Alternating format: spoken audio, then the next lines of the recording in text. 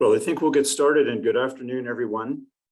Thank you so much for joining our World Water Day celebrations for 2022. We're hoping to have somewhere around 300 people to join us online. So glad you could join us today. And let me first say how impressive the artwork was, and thanks so much to the students for providing that, their images and ideas for groundwater that we could share with you. We're going to share it at the very end again as well. So this afternoon, we're hoping to provide you with both an informative and entertaining session on the nature and importance of groundwater as one of Canada's most valuable, yet perhaps most poorly understood natural resources. My name is Dave Rudolph. I'm a professor in the Department of Earth and Environmental Sciences at University of Waterloo, and groundwater science is my research area.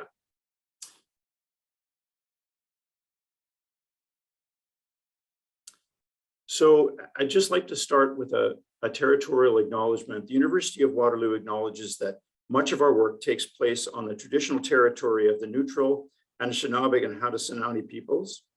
Our main campus is situated on the Haldimand Tract, a land granted to the Six Nations that includes 6 miles on each side of the Grand River.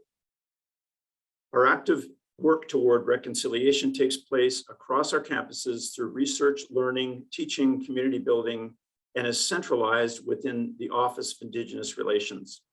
And wherever you are today, perhaps take a moment to acknowledge how you share traditional territories with our First Nations communities, friends, and colleagues. So just briefly, let me run through our events format today. We'll start off just with some opening remarks here. Then we'll have presentations from our panelists, followed by a 20-minute or so moderated question and answer period. And I'll ask you to put your questions into the question and answer part on Zoom there, so that we'll be able to facilitate them and deliver them to the panelists. And you can direct them directly to the panelist, or to a general question is fine. So that's how we'll run this for the afternoon. And I'd also like to begin by acknowledging the support of the University of Waterloo's Water Institute team, who are generously producing and hosting the event this afternoon. And we're also very grateful for all the support we received from the Canadian chapter of the International Association of Hydrogeologists. When most people think of Canada, anywhere in the world, our tremendous freshwater resources are really immediately come to mind. So images of the Great Lakes, our enormous river systems, and even Niagara Falls provides a visual image of an almost unlimited supply of fresh water. However, Canada's surface water system represents only a part of the country's freshwater reserves. It's the most visible part. Another even larger, arguably, reserve of freshwater occurs underground as groundwater. It's a resource that exists for the most part as an invisible entity, as emphasized in this year's World Water theme. It's the title. But groundwater reserves have an enormous yet often unrecognized strategic and economic value worldwide, and it's something that's becoming even more significant in light of the changing climatic conditions. For example, at a global scale, groundwater is considered to represent over 95% of the available freshwater resources on Earth. Even in a water-rich country like Canada, the groundwater resources are a major component of our overall budget and is of high strategic value. An example, between 1970 and 2015, for example, the dependence on groundwater as a drinking water supply increased from approximately 10% to 30%, now represents something like 10 million Canadians depending daily on groundwater as a source of fresh water. And this dependency is expected to grow, yet is highly variable across the provinces and territory boundaries. For example, in Ontario, somewhere around 40% rely on groundwater, whereas in Prince Edward Island, it's 100%, quite variable. One extremely unique characteristic of groundwater relates to the dimension of time. Groundwater is a renewable resource being replenished by recharge through an annual cycle. However, whereas some water is likely entered the ground within the last few days during our spring freshet right now, there is groundwater that entered the subsurface and is still there at the end of our last glaciation, possibly 10,000 years ago. And this wide range in groundwater residence time, circulation rates has a profound effect on the way the resource needs to be managed and protected, and how we understand it. We'll explore more of that this afternoon.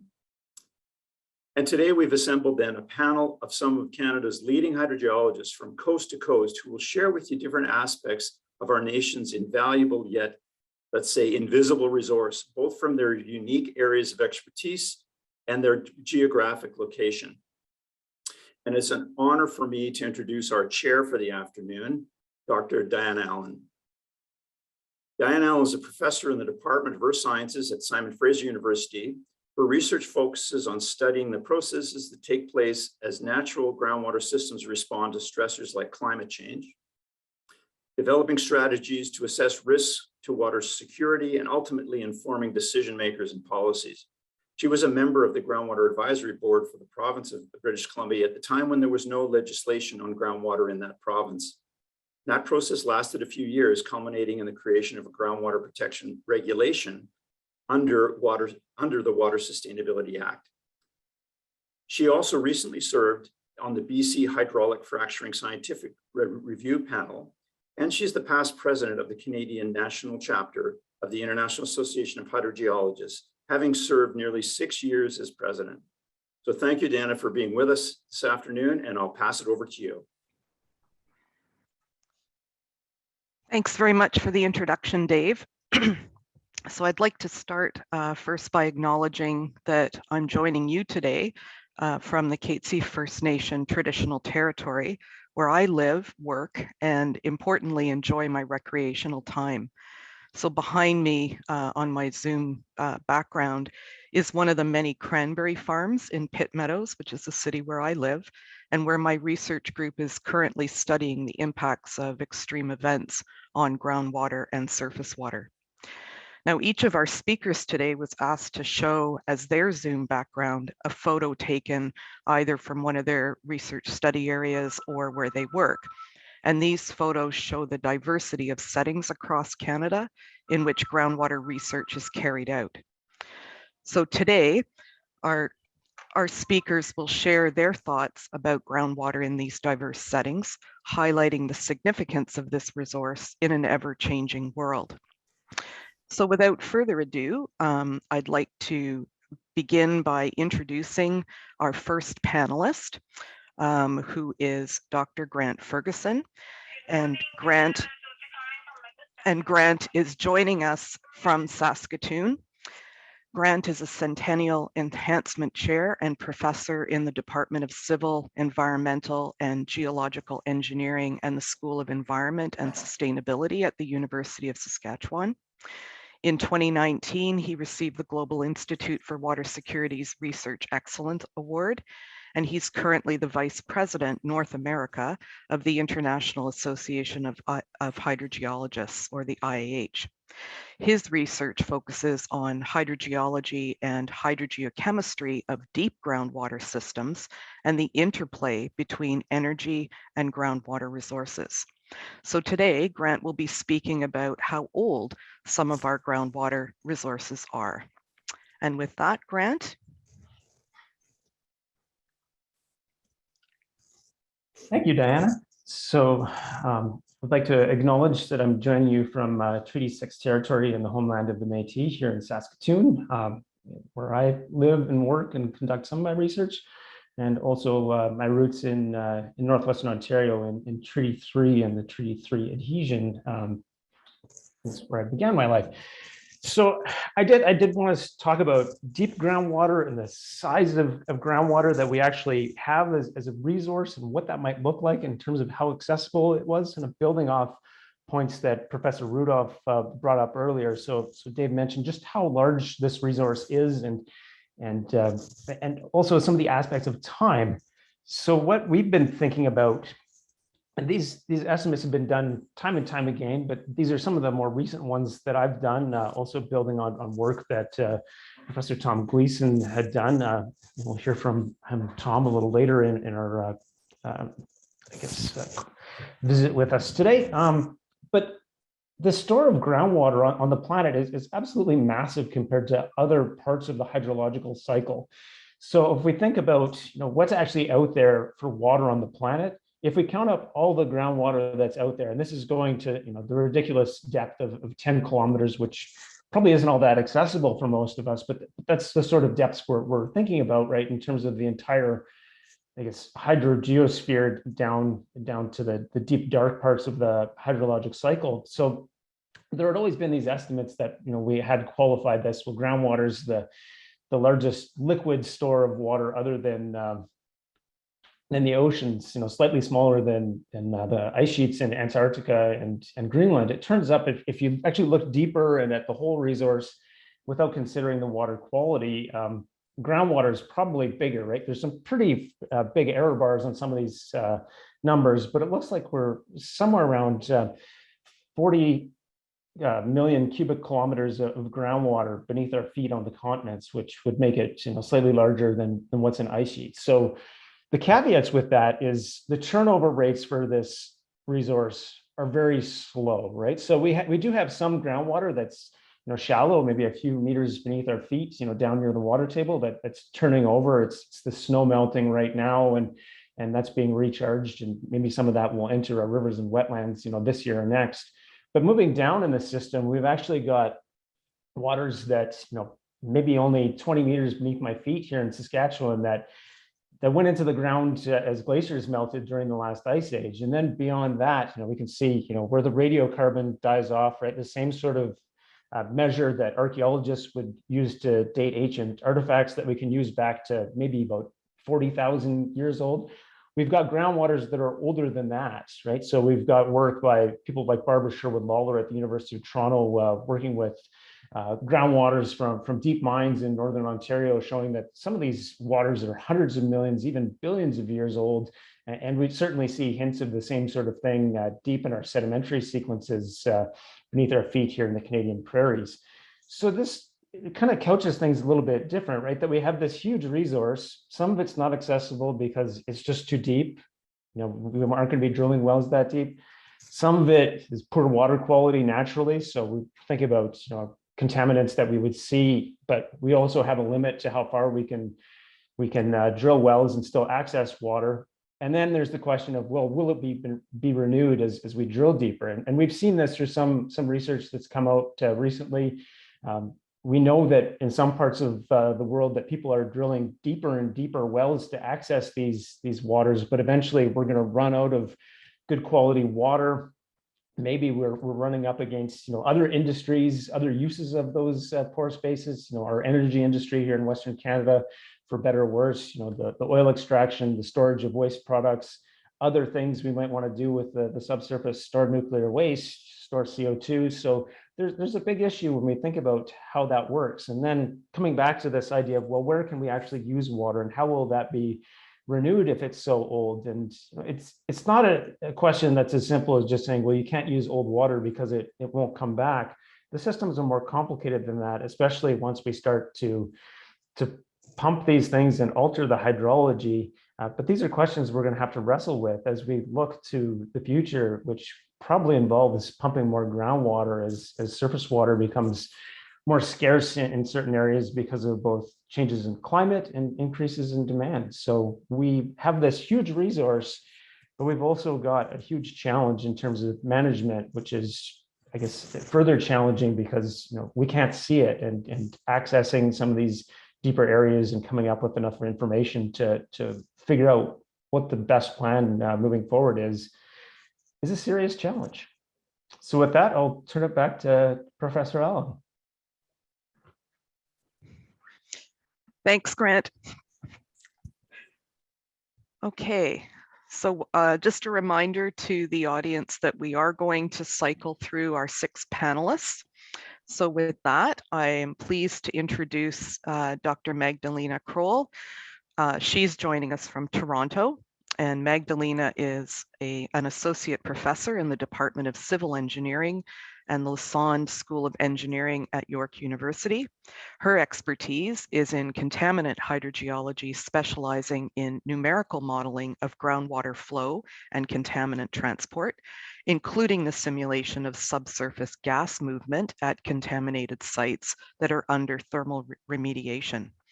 Magdalena has received several distinguished awards, including the Early Career Award from the Canadian National Chapter of the International Association of Hydrogeologists. She also established the Innovative Water Technologies for Environmental Research, or iWater Lab at York University, which brings together researchers from different disciplines to work together on various environmental problems. So today, Magdalena is going to be speaking about urban groundwater and groundwater contamination. And with that, Magdalena. Thank you, Diana. Can everybody see my slides? Okay, I'm assuming that's a yes.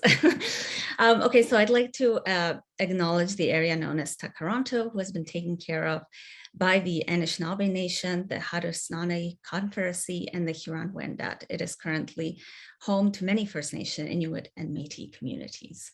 So as you can see, I come to you from Toronto, and today I will be talking to you about urban groundwater contamination.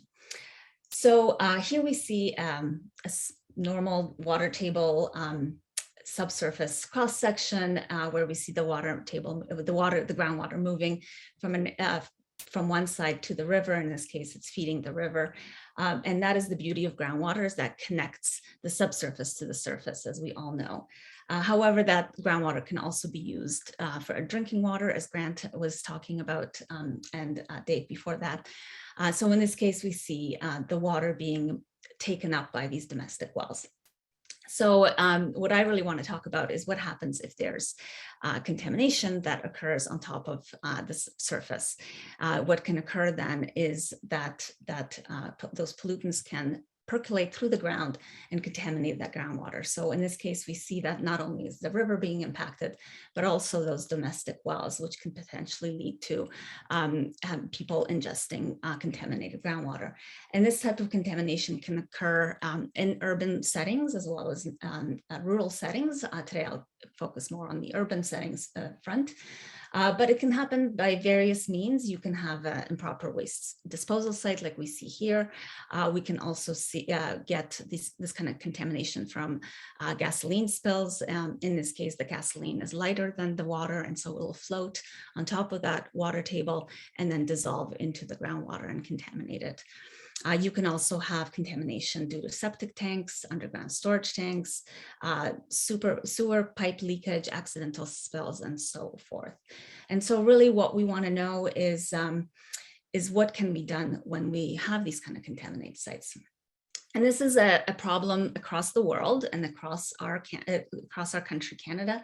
And as seen here in Ontario, for example, we have just under 4,000 contaminated sites. And out of those, 500 has groundwater contaminated in it as well. And these sites are typically in urban settings, which are called brownfield sites, but they can also be in rural sites as well. And we want to know, how can we ensure that that groundwater is clean and accessible for everyone? So groundwater can be remediated by various means. We have here a schematic of a pump and treat system, which is a very traditional way of cleaning up sites, where we basically extract the contaminated groundwater, treat it, and then inject it back either into the subsurface or into a surface water body. You can have other means of cleaning up sites, for example, using thermal technology. Here we see a schematic of what we call electrical resistance heating, where we place electrodes into the ground and the resistance to that current heats up the subsurface, volatilizes those compounds, and that contaminated gas can then be removed. We can have more of a physical way of cleaning up the compounds. And here we see a permeable reactive barrier, which is basically just a wall put in with reactants in it. And this contains the plume as well as treats it. When that contamination moves through that wall, it reacts with what's inside and treats that water. And lastly, we can have more natural methods. Here I show a bioremediation schematic where microbes are injected into the subsurface and they help degrade the compounds that are within that contaminated site.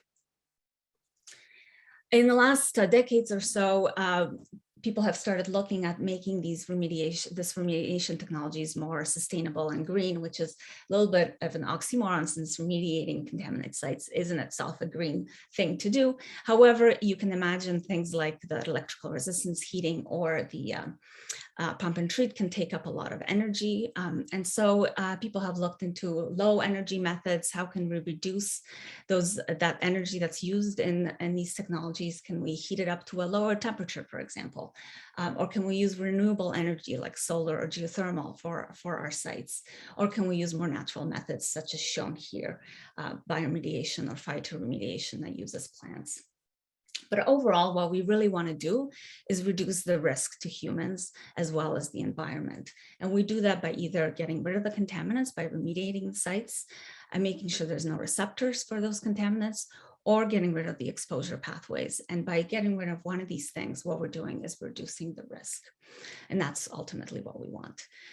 So we want to go from a place such as shown here. This is the distillery district in Toronto that used to be a contaminated brownfield site, to a site that looks like this, that is now a very popular tourist destination, features restaurants and a Christmas market, and is really enjoyed by many. So ultimately, what we want to make sure is that contaminated areas, whether they're urban or rural, can be cleaned up so that they are usable and accessible for future generations. Thank you. Thank you, Magdalena, for your excellent presentation and great thoughts about contamination. So our next panelist is Dr. Andrea Brookfield. She's joining us today from the University of Waterloo, where she's an assistant professor. Andrea's interests include the development and use of efficient yet effective numerical tools for water resource management, most recently applying them to agricultural environments and conjunctive water use. While most of her research focuses on numerical modeling, she enjoys doing work when she can, especially field work, when she can, when the weather is nice. Andrea will discuss today the hydrogeological conditions of an agricultural region where water is scarce due to overuse and mismanagement, and where the economic impact of drought is severe. So with that, Andrea, you can take it away. Thank you, Diana. So as mentioned, a lot of my research and what I'll talk to you about today really focuses on assessing the current state of our water resources so that we can plan to the future, so we can make predictions about how that will look in the future to try to maintain our quality of life, but also to maintain the quality of our water resources and all of the systems that it supports. So while I am sitting in Waterloo and have been employed at the University of Waterloo since January of 2020, a lot of the perspectives that I'm going to talk about in this really stem from my previous 10 years where I was at the University of Kansas. So we're going to shift south for a little bit to see what lessons we can learn about the situation there. So much of the research I'll discuss is actually taking place in Western and Central Kansas, which is the traditional territories of the Arapaho, Cheyenne, Comanche, Kiowa, Pawnee, Sakowin, and Wichita peoples. And also, many nations utilize the Western Plains of Kansas as their traditional hunting grounds, and others, such as the Delaware, were actually moved through this region during the Indian removal efforts to make way for white settlers. So this is just a perspective to keep in mind as we dive into the water resources of Central and Western Kansas. So when we think about groundwater resources in Kansas, most of the water is used first off for irrigation. That's the major economic driver, the major GDP of this state. It is sort of in the breadbasket of America.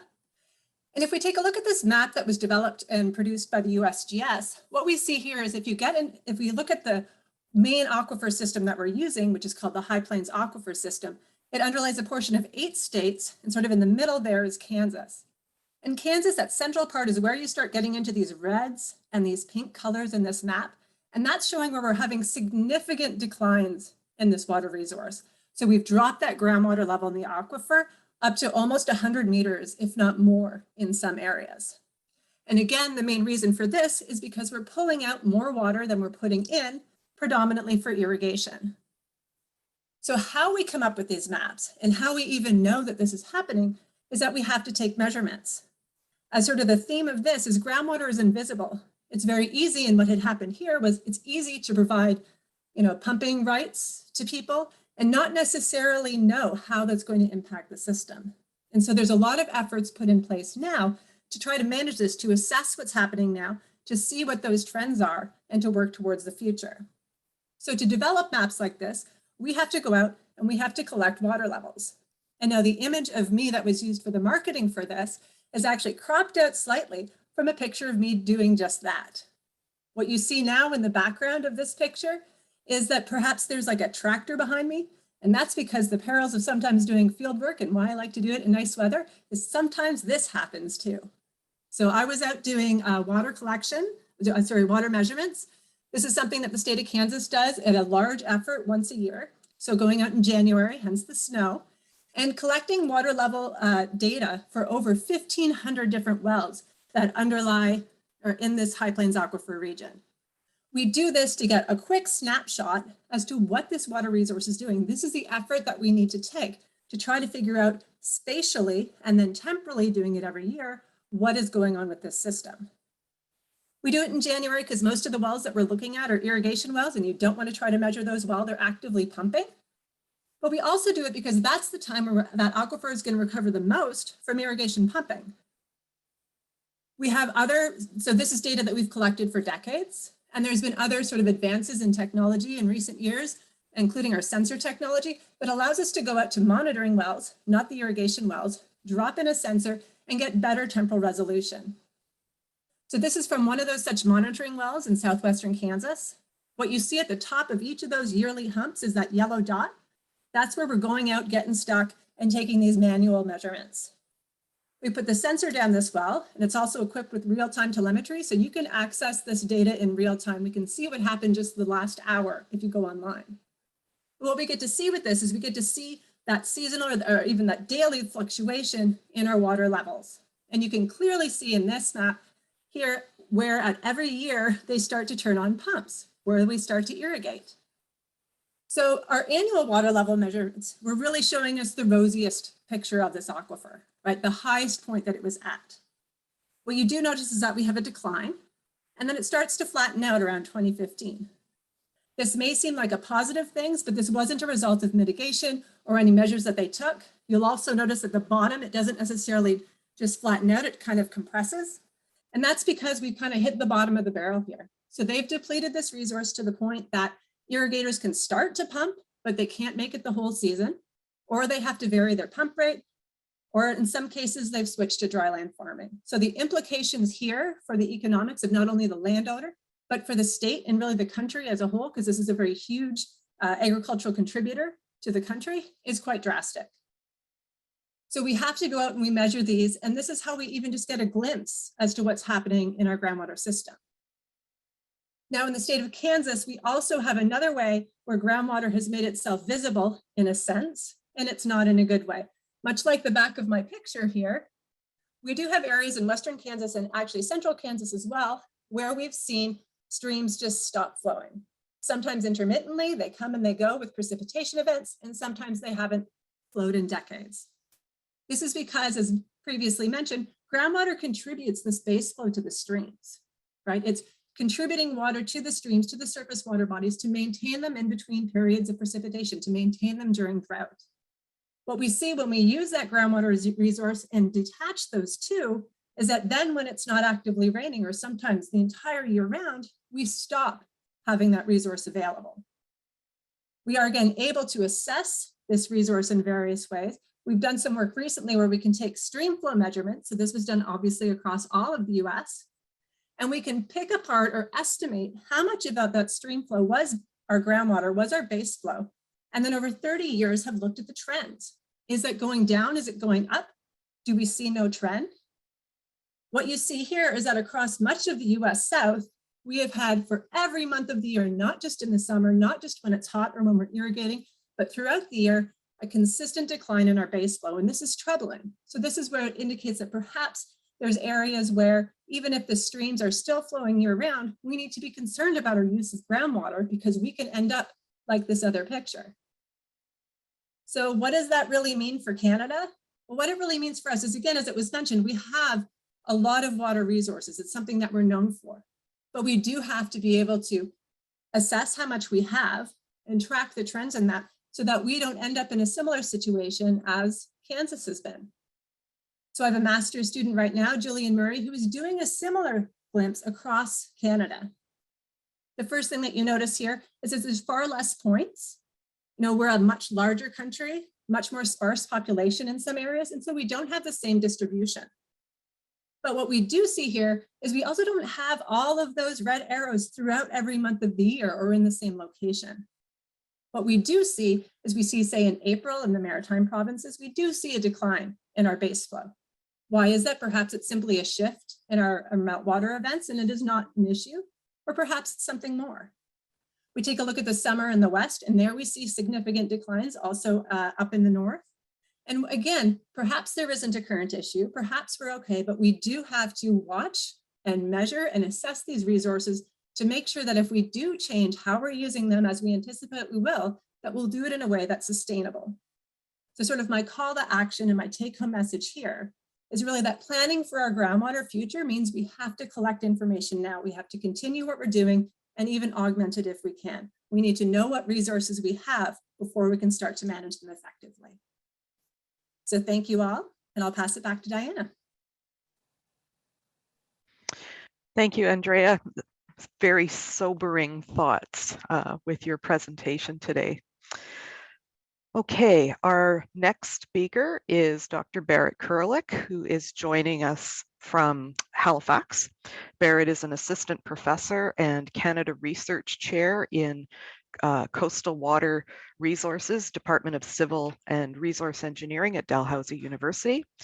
Barrett grew up in the fishing and agricultural communities along the north shore of PEI, the only province in Canada 100% dependent on groundwater. After completing his PhD at the University of New Brunswick, he worked as a postdoctoral fellow at the University of Calgary and at McMaster University before returning back to the East Coast to launch a new research program in coastal hydrogeology at Dalhousie University. His research, which combines field hydrogeology with numerical modeling, has received several early career research awards, including ones from the Geological Society of America and the Canadian National Chapter of the International Association of Hydrogeologists. So today, Barrett will be speaking about coastal hydrogeology and how coastal aquifers are impacted by society and climate change. Okay, well, good afternoon. Thank you very much, Dave and Diana, for organizing this, and to the Water Institute for hosting it. I'm excited to be a part of the panel. And yes, I'm going to speak about coastal groundwater resources, focusing in particular in the Maritime region of Canada. Just let me pull up my other screen here. I think I'm having trouble advancing my slides on Zoom. Do you see this at full screen right now, Diana? Somehow it flipped from what I was doing earlier. I think you do. Yes. Okay, thank you very much. Well, we live in a coastal country. We live, of course, in a country that boasts a coastline along the Pacific, the Atlantic, and the Arctic. And along our coastline, we have many communities that are indicated here by these small black dots. These are small hamlets and outlets in villages, and we have some larger communities which are shown by the blue circles, and those are sometimes cities like Victoria or Vancouver or Halifax, where I'm at here in the East Coast, or St. John's, Newfoundland, and others, and some communities along the North Shore as well that are important regionally. So we have many Canadians that live along the coast. We also have many aquifers along our coast. And those aquifers are not separate from the ocean, they're connected to it. And I want to walk through this figure here on the right, which comes from Claire Robinson at Western University from one of her recent papers. So this is the freshwater river flowing to the salty ocean. And we know at the mouths of rivers that go to the ocean, we have these estuaries where there's a transition zone between freshwater and saltwater. We don't think about it as much, but the same thing happens in the subsurface in coastal aquifers, where we have what's called the subterranean estuary, this mixing zone between freshwater and saltwater. And one of the most important features of coastal aquifers is this saltwater freshwater interface. which is highlighted here by the white dashed line. That is not a static interface. It can move in response to changes in the ocean or on the land. And just to give you an example, I show here in this cartoon sea level rise, and that creates more pressure in the ocean, which pushes that interface upwards and landwards. And that's concerning because all of this zone that used to be fresh water is now salinized through a process called saltwater intrusion. So Canada has the world's longest coastline. We should be interested in what happens to our coastal aquifers. But I'm most interested in the maritime region, and there's a couple reasons for that in addition to living there and growing up there. One is that if you look at the sea level rise map here on the top, the caption here, or the legend, yellow means lower rates of sea level rise, in some cases sea level fall, and red is sea level rise, and the highest rates of sea level rise are the red bin from 0.8 meters to 1.15 meters for RCP 8.5, which these are sea level rise rates produced or compiled at least by the Geological Survey of Canada through their CanCoast product. So we live in the East Coast in the national hotspot of sea level rise and really a global hotspot.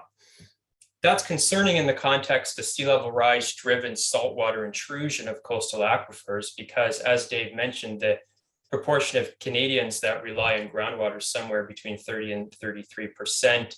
But in the Maritimes, depending on which of the 3 maritime provinces you live in, the percentage ranges between 50 and 100%. So Maritimers use more groundwater per capita than the average Canadian. So what happens to our coastal groundwater matters, and most of our communities are along the coast, and those that use groundwater are using coastal aquifers for water supply. So this is where our lab has installed a number of field sites, showing this inset here for PEI Nova Scotia, where the black circles show observatories we've established where we've installed monitoring wells, and we have offshore wave and tide loggers looking at the connection between land and sea. So this area is Mi'kma'ki. It's the traditional land of the Mi'kmaq First Nation. And there are a number of other groundwater issues. For example, in Nova Scotia, there's issues with arsenic, manganese. There's issues with groundwater shortages in southern Nova Scotia due to droughts. PEI has issues with nitrate because of the agricultural industry and some concern about overpumping. But today I want to focus in on coastal groundwater issues in the Maritimes. And I show a number of photos from our different sites along the bottom of this slide. And we certainly live and work in a beautiful part of the world. So that past slide really focused on saltwater intrusion driven by sea level rise. It's lateral or even upward saltwater intrusion. But in this slide, I want to show downward saltwater intrusion. So here I show a figure that was produced in partnership with a PhD student, Julia Cantillon, who's working on a review of these processes. And in this figure, we're trying to emphasize the role of coastal flooding on downward saltwater intrusion. So saltwater intrusion from the land surface downwards. So this is a mirror image of the aquifer I showed in the previous slide. Now we have the ocean on the left, the terrestrial freshwater aquifer on the right. And again, this interface, this white dashed line between the two zones. If you move over to panel B on the upper right, you can see during coastal storms, when we have storm surges and high waves, the land surface can be inundated with salt water, and that can infiltrate down into the aquifer. Eventually, that infiltrating salt water will flood the unsaturated zone, the dry zone, and then extend down into the aquifer through these elongated plumes known as salt fingers. And those plumes of salt water can eventually be flushed out because we have fresh recharge coming in from precipitation, from snowmelt. But that process can take days or weeks or sometimes even decades, depending on the geology. And in some cases, we may never salinize or never have freshened aquifers again, at least in the context of human lifetime. So to really illustrate some of these processes at one of our field sites, I show a couple images on the right, photographs of Sable Island. Sable Island's definitely not a densely populated area, but it is iconic in Canadian culture and I think important in the context of this cross-Canada checkup today. Here is a picture of Sable Island. Most people know about it. It's at the end of the continental shelf. It's famous for seals, seabirds, and horses. But we're most interested in the freshwater resources, which are shown, for example, along the surface in these freshwater ponds, which are shrinking drastically over the past few years in particular. Some of the ponds are disappearing, some are getting smaller, and some are getting salty. And those ponds support the ecosystem on the island. One of the reasons those ponds are threatened is because sable lies in the path of hurricanes. This is a photograph I took from our helicopter this past fall. We were supposed to land on the beach here, which you can see is now flooded. Normally that's where we land with planes.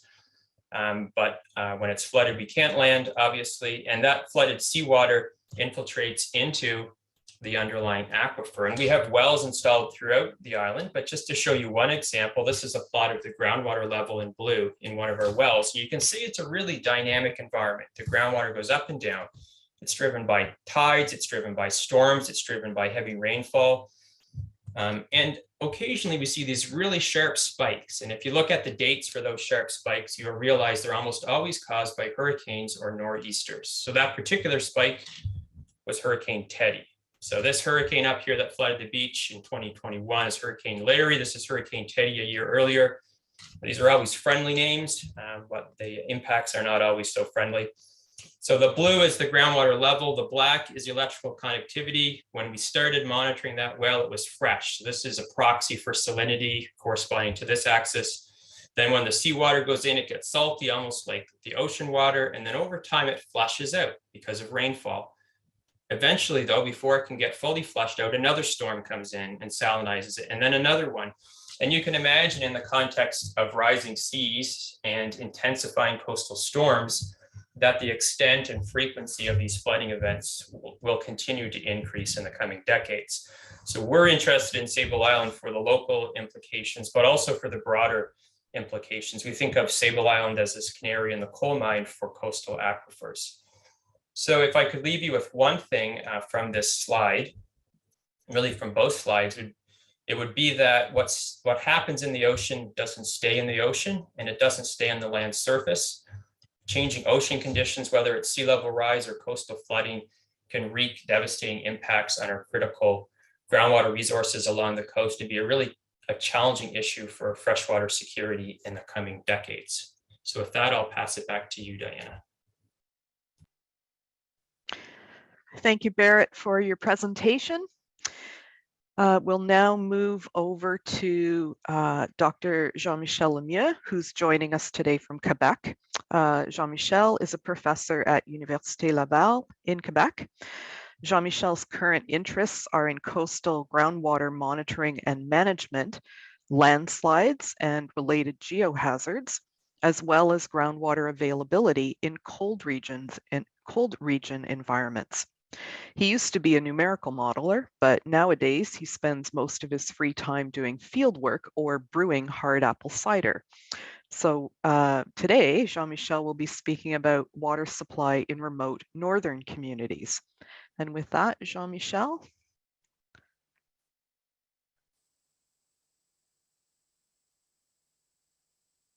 Jean-Michel, you're muted. Yeah, sorry. Thank you very much, Diana, and thanks for inviting me to this panel. So let's move to a little bit of a colder type of environment to address an important issue related to water supply for remote northern communities. So this is a typical photograph of a village located in Nunavik. I'll show a map afterwards, but Nunavik is the northern territory of the Quebec province, which is governed by Inuits. And this specific village, Saluit, has 1,500 inhabitants. And it's a typical view of it in the winter. There's not much snow, but it's quite cold. And all the water bodies, they freeze, like this Kuguluk River, which used to be the source of water for this village. Okay, so you get a map here of Nunavik, as I was telling. So in the 14 villages you can find in here, only accessible by planes or boats once per year for the boats. Okay, so did you know that for all of these villages or many of the small communities of the Canadian North, drinking water is distributed by tanker trucks and not with an aqueduct? This is because it's very cold outside, and that warming a distribution system to keep the water unfrozen in the pipes would be too expensive. Only major cities like Iqaluit can afford these type of system. In most smaller villages, people in their house, so the house may look, the typical house looks like that. So they have no basement here. Okay, so basically you have two reservoirs inside these houses, one for drinking water and one for sewage, which is a sewage reservoir. So when the sewage reservoir is full, you cannot use water anymore in your house. So even if your water reservoir is full. So all day long, you've got these type of trucks that drive around the villages and pour new water in the water reservoirs or just discharge the sewer reservoirs with the help of lights that tells the truckers which houses to visit. So this is when the lights are working, which is not always the case. So imagine for all these houses, most of the time there are more than one family living in these houses. So many people in the same house. So you have to manage the use of the water, so not to run out of water or not to fill your sewage reservoir.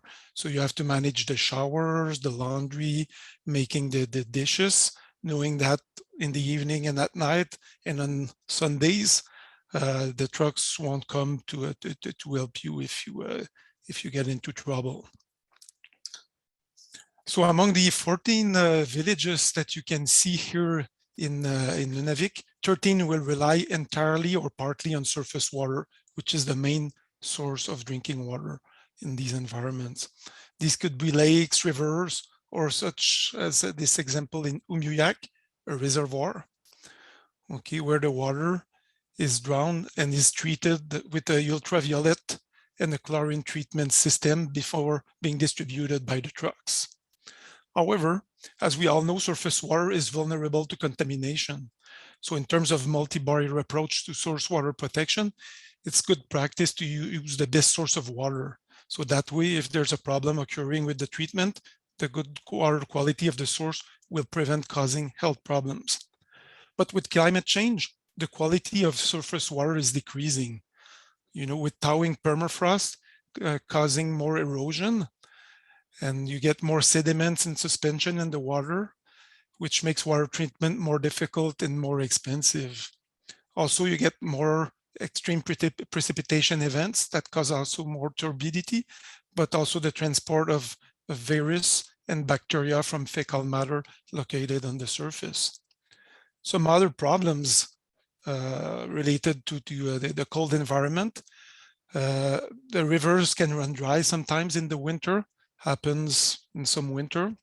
So then you have to find another source of drinking water, or sometimes the water intake actually freezes and the trucks needs to get on the water source directly, which affects the distribution of the water. So this is an example here in Iqaluit, where the water intake was frozen. So the truck had to get on on a lake, dig a hole in the ice and get the fresh water to the treatment station.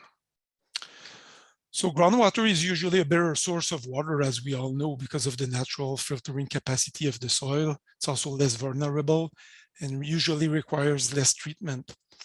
However, it's not usually considered as an option when looking for a source of water in cold regions. This is due to several reasons. First of it, the geology makes it very challenging to find an aquifer in this environment. The bedrock is usually composed of crystalline rocks, which makes water prospecting a little bit like a lottery. So you need to find the fractured areas, which are not always visible. Unconsolidated deposits are usually abundant and a better target, but their 3D architecture is very complex and there are usually no good maps to rely on. Another aspect preventing the use of groundwater is that most people would think that because of permafrost, all the groundwater is frozen. And the ground is frozen in these environments, so the groundwater is not available for pumping. So usually in these environments, you have maps of permafrost describing it as continuous, discontinuous, or sporadic. But if you draw a schematic cross-section in this map, you can see that in the discontinuous permafrost environments, permafrost is actually occurring as isolated patches. So in between these permafrost patches, you can find unfrozen ground and water, both in rocks and in soils that you can use as a source of drinking water. When you get into the continuous permafrost environment, these talics are more challenging to find, but you can usually find them below water bodies like here, which is a good target when you look for groundwater in continuous permafrost environment. And I'd like to show you an example where this type of groundwater is used as a source of drinking water for the village of Saluit that I was just describing before. So here you've got like a digital elevation model of a small valley close to the village, where you can see the location of the Koguluk River, which used to be the source of water for the village. But often it would run dry in the winter. So they tried to build the dam and to build a reservoir where they could draw the water, but the water intake would be freezing in the winter. So they decided to dig a well in the rock close to the river, and they could actually withdraw unfrozen groundwater all year long. And based on field work that we've conducted in this area and based on 3D numerical modeling, we can show that there's actually unfrozen ground and groundwater below the river all year long. Okay, so the unfrozen patch follows the course of the river, but it's unfrozen all winter long here, and you can draw the water from a well located at the surface. And this is occurring even if the river runs dry in here. All right. So in conclusion, I'm sure I've convinced you that drinking water management is a major issue for northern communities, and that groundwater is becoming an option that could solve some of the problems that are encountered by these communities. So in the context of climate change, it should also become more viable. So thank you very much. Looking forward for questions after the panel. Thank you, Jean-Michel. Okay, our last panelist today is Dr. Tom Gleason, joining us from Victoria. Tom is the President's Chair and Associate Professor in the Department of Civil Engineering at the University of Victoria. Tom is interested in groundwater sustainability and really big groundwater systems.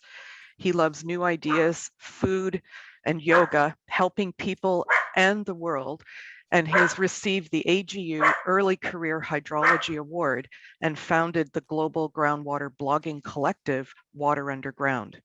Tom is going to speak today about encouraging a different and people-centric approach to groundwater sustainability, which is less about hydrogeology and more about community needs and priorities.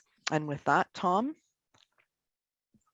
Thank you, Diana. It's a pleasure to be here. And as the final panelist, I just wanted to acknowledge I appreciate all the tours around different parts of Canada from my previous panelists. I'd also like to acknowledge that I'm coming today from the traditional territories of the Wagangan and Wasanich peoples and their territory. And I grew up on the Haldimand track of Six Nations in Ontario.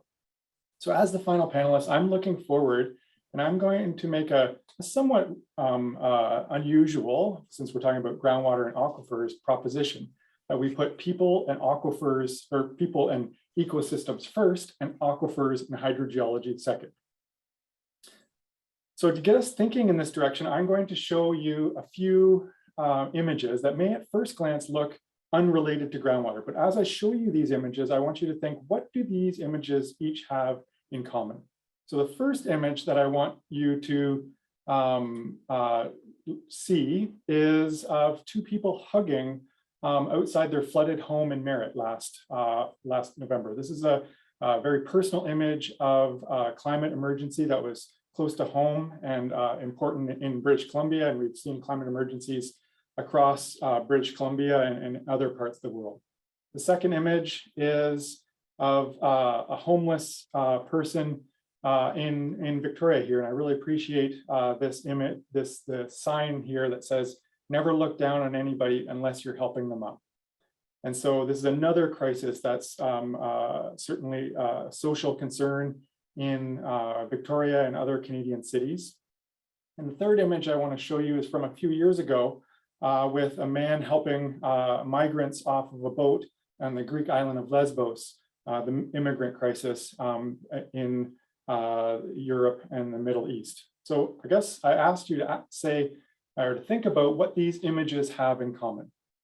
And so for me, these images have two things in common. The first is that these are all problems that disproportionately impact disadvantaged and often racialized communities. And none of these problems, in my opinion, get enough of our collective attention and energy. So we've just heard a lot about all the groundwater problems of the world, but I want to shift our attention slightly and ask a question of, if we don't care enough about these other social problems, who's going to care enough about the invisible water in dirt and rock? So we have a pile of dirt here, and that's what groundwater basically is. We've talked about it already, invisible water in the earth. And I really appreciated a number of my previous panelists talking about their applied and community-based work and their motivations. And I think a lot of us are moving in this direction. But my opinion still is that we do in hydrogeology, and people who are concerned about groundwater systems, we do a lot of great applied research, but we don't let community needs and public interest drive our research enough. So we spend a lot of time thinking about cross sections and graphs and maps, and not enough kind of coming straight from community needs and interests. So I have a proposal, and this is work that directions that I'm moving, and I think some of my other panelists are moving, and some other people across Canada and around the world. So the two ideas are really about community-based research. So listening to community needs and goals first, and then allowing these to structure our research questions, approaches, and outcomes, and focus on how groundwater is connected to diverse social, economic, and ecological systems, rather than just hydrogeology itself. So what do I mean by this, or what can it look like practically? If you want to kind of summarize it in a very brief phrase, you can just say putting people and ecosystems first, and aquifers and hydrogeology second. An example of that is emblemized in this image here. So this is Chief Seymour of Cowichan Tribes and Minister Donaldson of the provincial government signing an interim letter of agreement on Cowichan Tribes territory for scoping a possible water sustainability plan that I'm going to talk about as that was inspiration for a research project moving forward. And so this is a possible co-governance structure between an Indigenous nation and a provincial government to better improve water management here. So these types of community-driven needs and interests can, and I would say should, drive our work in how we relate to the climate crisis, for example, and that I really strongly believe that groundwater is a possible climate solution to flooding and low flow conditions. But I want to ask more broadly, could the community-based research and thinking of community needs first contribute to helping other social and ecological problems? And I'll just leave that as an open question for you to ponder over your lunch or dinner tonight. So I want to describe how we're doing some of this research a little bit more. So in my research group, we've started talking about groundwater as a connected system, how it's connected to social and ecological and economic systems in this community-based research across scale. So this is the only graph that I'm going to show you, and it doesn't really have any data on it. But the horizontal axis is scale. So we work across different scales from the regional scale. So I live in sunny Victoria in the Salish Sea in British Columbia. And we work in this area and very context-specific work that I'm going to describe next in this Cook Island Watershed Project. We also work across British Columbia as well as globally. And as we move to larger scales, the context becomes much less important and much less specific. So one of our other kind of ongoing research questions is how can we move across scales when we're trying to solve and translate problems and solutions? So how can things we do at a local scale be applied to other regions and contribute to global goals such as the UN Sustainable Development Goals? And how can methods and approaches and goal setting internationally affect our projects locally? So those are ongoing questions that we have. I'm going to talk just briefly about 2 projects we have as examples of these at a local scale on Vancouver Island and globally. And what we're trying to do in this kind of more connected world is move away from just hydrogeology by borrowing frameworks from sustainability science. So there's a lot going on in this diagram. I'm not going to explain all of it. I just want to give you a sense that there is a very deep intellectual body of work. In this case is a framework from a Nobel Prize winner, Elinor Ahlstrom, called Social Ecological Systems Framework. And most hydrogeology focuses on the left-hand side here. So we have 7 different bubbles here. And most hydrogeology focus on what I've highlighted in blue, in the first blue square here, resource systems and resource units. So we spend a lot of time looking at climate, geology and topography, groundwater and surface water interactions. And that's all great and that's really important work. But what I'm starting to shift towards, my research group and some of the rest of us in this on this panel are moving out just from looking at just as groundwater as a resource. So in this example of the Cook Isla watershed, we have this proposed new water sustainability plan, which is a new governance system with new actors. So we have a new water sustainability plan that may be evolving over the next couple of years between First Nations and the provincial government, with being supported by other NGOs and local people. And in the middle of this diagram is the action situation where change happens. So in this case, what may happen is changes in water or land use. And the water sustainability plan is meant to drive that using this new governance structure. And all of this is pushing us into this bigger blue square, which allows us to interact with other things that are very important culturally and ecologically. So on the top are social ecological important things that we hear a lot about in the news: Indigenous rights and reconciliation, environmental stewardship, and economic recovery. And on the bottom, different ecosystems that we connect through these types of frameworks. So we've applied these frameworks, and we are working within these frameworks locally. So this is the part of the Cook Isla project that I've mentioned a few times now, where we're doing community engaged science to monitor low flow conditions. As a student and a number of partners and community volunteers out along the river last summer, using what's called the Cook Isla Stream Tracker app on their phone to monitor low flow conditions throughout the whole summer across the whole watershed. And we've also applied and used this social ecological systems framework globally to map hotspots of water stress. And so collectively, we are using this approach of connected groundwater systems to connect people and ecosystems. So in summary, I just want to leave you, rather than with those upsetting images that I started with a very calming image. Hopefully there's a woman breathing in and out.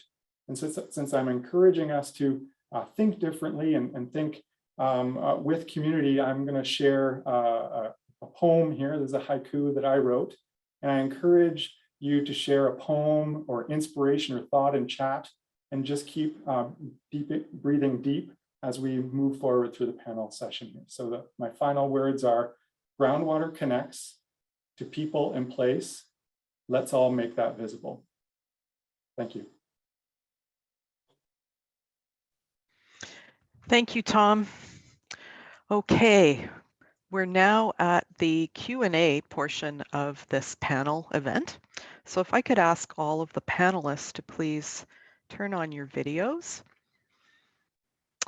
And for members of the audience, I'll remind you that you can type your questions into the Q&A box on the bottom of your Zoom window.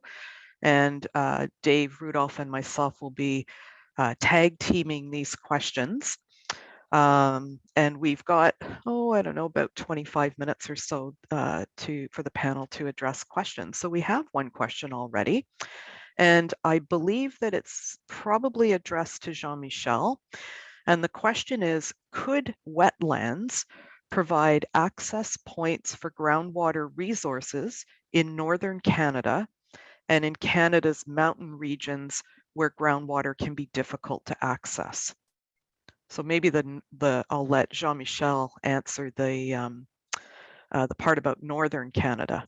Yeah, because maybe you can jump in to answer about mountain regions, which are where you do some of your work. So obviously, I've got limited experience in the northern environment because it's so vast. So I haven't been working so much in the wetlands. But from my perspective, let's say I'm unsure about the quality of the water in these environments. So I don't think they've ever been considered as source of drinking water in these areas. But I may be wrong. So if anyone wants to jump in and provide some more answer, maybe Barrett, I don't know. You've been doing some work also in our environment in northern Quebec is mostly more like mineral soil. So we don't have like the huge wetlands that we find like bugs and fens like in Nunavut. So I'm not so sure about this. Thanks for the question. Sometimes people use, and this might get into the next question there, but sometimes people use wetlands in the north for like passive wastewater treatment, which obviously wouldn't be a good drinking water supply there, but they are used in terms of the broader kind of water resources development and then treatment process for the communities for sure. Mm-hmm. There's a follow-up question, Jean-Michel. It says, in your example community, is the sewage treated after it's trucked away from the houses? And if so, how does that happen? Well, usually what happens is when they collect the sewage water, let's say, they put it in ponds where it's aerated, so it's some sort of initial of treatment, and then it's released to a surface water body. But sometimes, and it happened in one of the village I'm working in the village of Umuyak, due to some large precipitation event, then the dam, that was retaining the sewage water just kind of collapsed, and all the sewage water went into the river. So luckily the water intake is located up gradient, so it didn't affect the quality of the water, but the village is located besides this river, so people are fishing around, there's the harbor, so it caused these type of problems. So the management of these infrastructure is also a major issue in these communities. Hey, thank you, Jean-Michel. I have a question for Grant. Grant, can you describe what is shown in your Zoom background? So that's a well in the East Regina well fields here in Saskatchewan. So nice shot of it in the winter with the hoarfrost. Probably looks a little bit different today. Right, and all the posts that are sticking around are so that trucks don't drive into it, right? Yeah, presumably. So yeah, no one drives over these things, right? Which I'm sure has happened to a number of monitoring wells and production wells over the years here in Canada. Mm-hmm, mm-hmm, that's right. On a more serious question, though, you spoke about old groundwaters, and question is, are these old groundwater resources renewable? Yeah, your perspective on that. Yeah, it's an interesting question, because often we think about renewable resources, in the same way that, we think about other renewable resources, whether those, trees growing in a forest that we might log, or solar energy or something like that. So depending on why the groundwater is old and what the pathways are for, I guess, new water to get into the system, it's pretty variable, right? So we know, like, there's areas of the prairies, say, where we've got water that's thousands of years old, right? Like if you look at water that's maybe being used in places like Regina and Winnipeg, it's from the last glaciation, but it's more of just a conveyor belt, right? It takes that long to get from A to B. So those sorts of arguments would be, well, it's less sustainable for Saskatoon to use water than Calgary because Calgary's upstream. So there's those sorts of arguments which maybe don't make a whole lot of sense. And then we do have these older waters which they haven't really moved since they've been put there. They're isolated, and once you use them, there's no pathway or very weak pathway to connect them to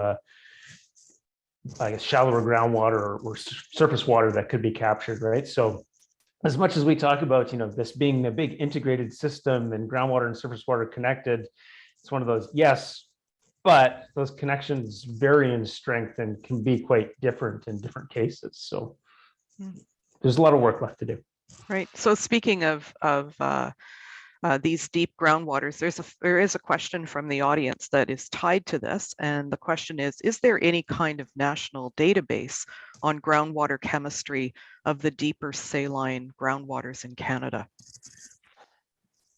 Not really. We lack that sort of public information that would be available, say, from the United States Geological Survey in the US. So there are scattered pieces of data, and there's, I guess, data sets from the petroleum industry that they're proprietary in a way, right? That they're data that's collected by provincial governments, but to get them into some sort of usable form, they end up, you have to go to a service provider and buy a license to get that access to the database. And then thinking about, I guess, the shallower systems, because groundwater is something that's managed by the provinces rather than the federal government. I think every province has a different take on, how public the data should be and what data is available and what isn't. And I've had projects with some provinces where the data has been, you ask for it and you get this huge Microsoft Excel file and it's just there. And other provinces where it's kind of hidden behind layers of protection, right? And I think, some of it's perhaps to protect landowners and property values and other questions about, well, just how good is the data and what's it going to be used for? So it would be nice to see this data come out in a more usable form. I think it would be good for the public, and I think it would be good for spurring research, but I suppose I don't understand all the other legal bits behind this. Hey, thanks, Grant. I think the next question here is from Magdalena. So desalinization is costly and energy intensive for treatment. In Southern Ontario, chloride levels are rising in fresh water due to de-icing treatment. I'd appreciate thoughts on solutions and research. Yeah, I think the best way forward still is prevention. To prevent the how much salt we use on our roads and whatnot. I know that there's areas in Southern Ontario like Guelph that have regulatory measures in terms of how much salt we can use on our roads to prevent the salt to get into our groundwater reservoirs. So yeah, it's a very expensive solution, desalination. So I think the best method forward still is prevention, fortunately. Okay, thanks. I see one question in the chat, and I think it's directed at Tom. How the approach of listening, to communities first could modify the research outputs. Yeah, thank you, Diana.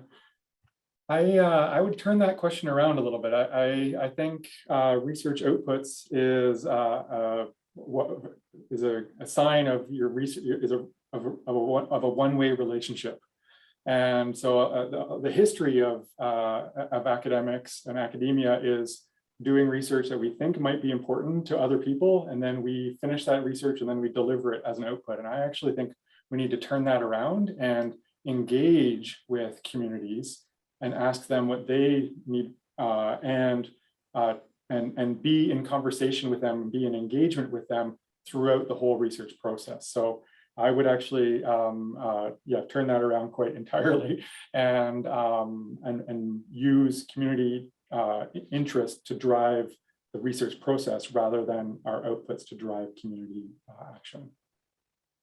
Thanks, Tom. Barrett, there's one for you here. It says in coastal areas, has seawater desalinization been considered? And the question or the person says that he does know it's expensive, or she knows it's expensive.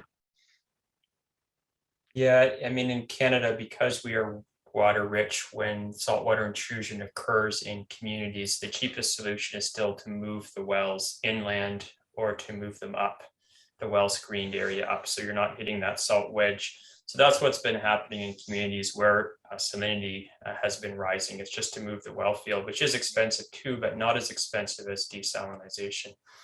Just from like a blue science or blue sky science perspective, I think really interesting research topic now in hydrogeology is these aquifers that are underneath the ocean that have some salinity, but nowhere near seawater salinity.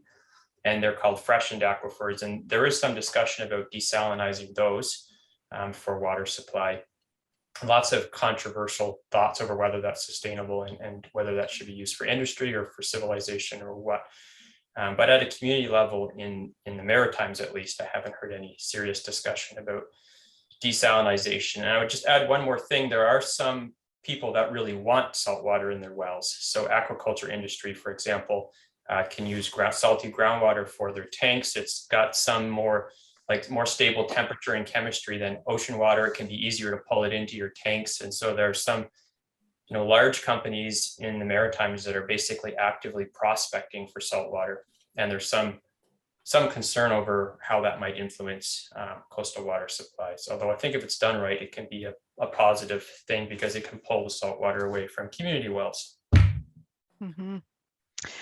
I think the next question here, I'm going to let Andrea answer it. It's, what are some of the ways to address the overall data scarcity around groundwater resources and their water and their quality, on a Canada-wide basis? Who should be leading such efforts? A role for the federal government or the promised Canadian Water Agency? That might be a tricky one to answer. I was going to say, that one's throwing me into probably a little over my head. But I will say, I think the biggest, and this sort of ties into another question that someone asked, some of the biggest challenges that we have compared to, say, to the US, where it's mentioned the USGS has a fairly robust database of water quantity and quality, is we do have a much larger country, and we also have a much more sparse population. And so it's really hard to go up to places like Jean-Michel described that are very hard to get to and put in instrumentation or get the information out, reliably. I think it probably takes a joint effort. I have hope for the Canadian Water Agency. I have hope that we'll get sort of a uniform database. As mentioned, provincially, there's groundwater data now, but to have something that's, across the entire country, I think would be great. I like to be optimistic and think that that's going to work, but I do think it takes across all levels. I think you need to do sort of Tom's approach of community and people first. You need to have the people in those communities and the people who are dependent on those resources. Why are they invested in it? Will they help? Can you do community-based sort of, data gathering and bring in, community or municipal or Indigenous groups and people, bring in all of the structures there to get everyone on board. And I think that's really what you have to take to make it successful. Just quickly, like the USGS, the data is all there, but if you drive around and you see any of those, you see that the USGS doesn't necessarily manage all of them. They're funded by and paid for somebody locally who's interested in that data. And so it really takes a joint effort, I think, across all of those levels of government and people to get that kind of information available. I just wanted to add in, thank you, Andrea, and I just see it in chat as well, Eric Boisvert, who leads it from the Geological Survey of Canada, and I put it in as an answer to this, and he put it in chat. So there's multiple links here to the Groundwater Information Network. That is a first attempt at this, and as Eric described, it's still incomplete, but yeah, a worthwhile effort to start. Does anybody else want to chime in on the data issue in Canada? Well, I think it needs to be organized at the provincial level first before it gets to the federal level. Like in Quebec, we're lagging in terms, of aquifer mapping and data management. But in the past like 10 years, the Ministry of the Environment put a lot of effort to gather information and build database. So when all the provinces, I guess, will be at same level, or will have sufficient information, then it can be gathered together maybe and distributed in a more type of uniform type of format. I'm jumping down the questions here with one for Magdalena. How is gasoline, and specifically MTBE, going to be considered, I guess, the legacy of this, and removed from groundwater due to gasoline leakage? So maybe you could address other contaminants as well, some of these persistent ones in the environment. Sure. In terms of contaminants, MBTEs, one of the easier ones because it floats on top of the water table, so you can find it easier than the ones like trichloroethylenes that sink and they're harder to find. So once you find it and can see where it's going, you can at least make a plan. For gasoline contaminants, there's various ways you can use bioremediation. It really depends on what level we're talking about. If we're still at the separate phase level, then things like bioremediation won't work. You'll need thermal treatment or pump and treat, or but if you're looking at dissolved concentrations that are lower, bioremediation could work, thermal could also work. So there are various ways that we can go about it. Other contaminants, like I mentioned, dense contaminants like chlorinated solvents, those are a little harder to treat. A thermal remediation works quite well on those, but it can be quite expensive. Hey, thanks. Barrett, question for you. I know someone in Herring Cove who dug a well only about 100 meters from a working well and found it was saline. Is there a way to predict or prevent this from happening, or is it just bad luck? Well, I know people in Herring Cove as well, so that's a good maritime question.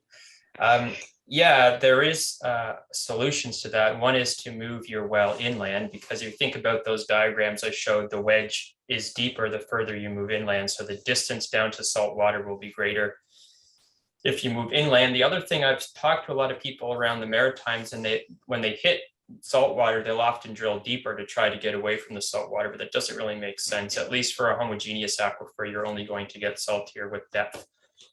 So those are your two simple solutions. Try to screen the well at a shallower depth, which might involve some backfilling and probably would be challenging to do, or to move the well entirely. I think we have time for a couple more questions here. So one is being directed at, I'm going to say Grant here. There are multiple intersections between groundwater and energy, geothermal, oil and gas, energy storage. How does the panel see those intersections evolving in the next decades? Yeah, that's something I've thought about quite a bit. There's no real simple solution, because there's a lot of actors with different interests here. And I guess what makes it so interesting is often there's no strong advocate for groundwater. And you think about it, as we see these trends in other places where we're drilling deeper and deeper towards these groundwater resources that we might need. And then we're starting to bump up against resource development from the oil and gas industry, and then frameworks to, for carbon sequestration, geothermal energy production, potentially hydrogen storage, lithium production, whatever else might be coming, right? And it's not clear where the priorities are, or if there's a roadmap to doing this. And of course, all of this is put on top of our, orphaned and abandoned well problems. So there's a lot to deal with somewhere like Saskatchewan or Alberta, where we've got, I think it was said at a conference I was at in the UK a few years ago, that in places like Western Canada, we actually have probably more infrastructure than anything natural in the underground. So these are big issues around, pore space management and the way forward with the energy transition, and also the climate emergency and water scarcity. Okay.